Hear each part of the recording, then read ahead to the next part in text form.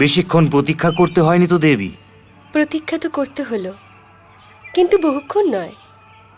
হ্যাঁ, কাল আপনি বলছিলেন মহারাজ, হস্তিনাপুরের বাঁচবার কেবল একটাই উপায় আছে, আর আমি আপনাকে বলেছিলাম তাহলে তো শীঘ্রই সেই উপায় অবলম্বন করা উচিত।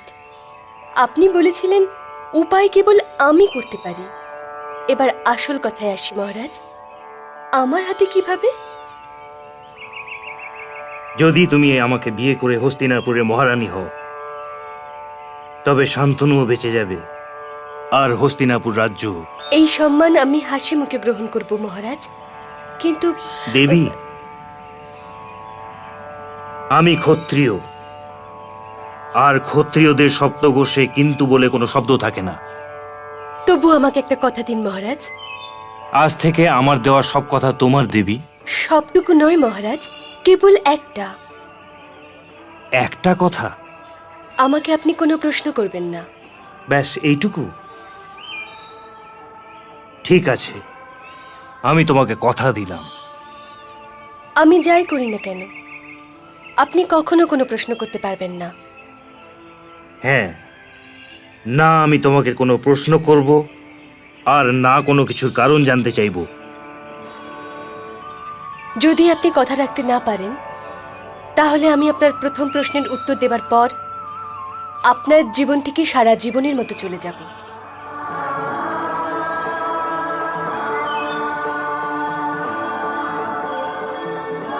মেনে নিলাম দেবী।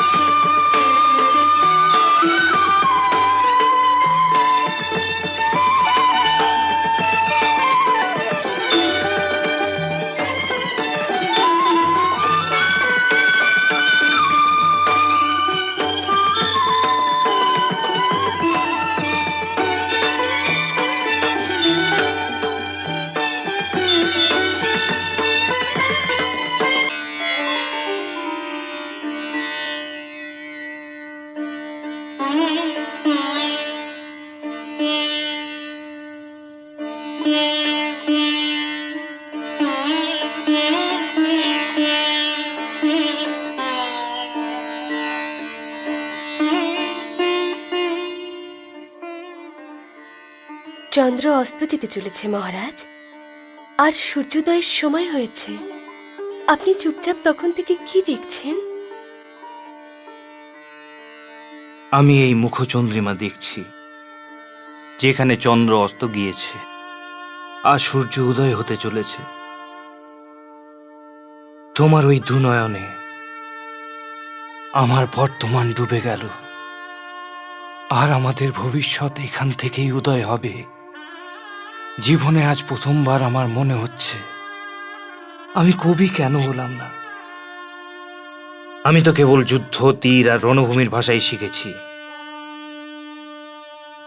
যদি আমি শৃঙ্গারের ভাষাও কিছু শিখতাম,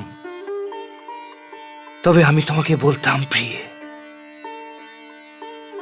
তোমার এই দুনয়ন কত গভীর, ঠোঁট যেন গোলাপের পাপড়ির মতন কোমল। আমাকে কাছে টেনে নাও, আমি ডুবতে চলেছি। আমি এই দুনয়নের অথই সাগরের জলে তলিয়ে যাচ্ছি।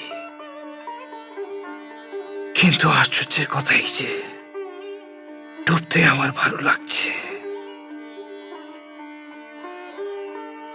আমি আর উঠে আসতে চাইছি না, উঠে আসতে চাইছি না।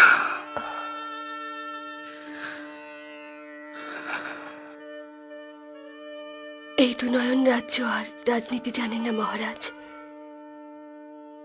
প্রজারা বলবে গঙ্গা এসে হস্তিনাপুরের রাজাকে ছিনিয়ে নিয়েছে। এখন আমি রাজ্য আর রাজনীতির বিষয়ে ভাবতেও চাইছি না।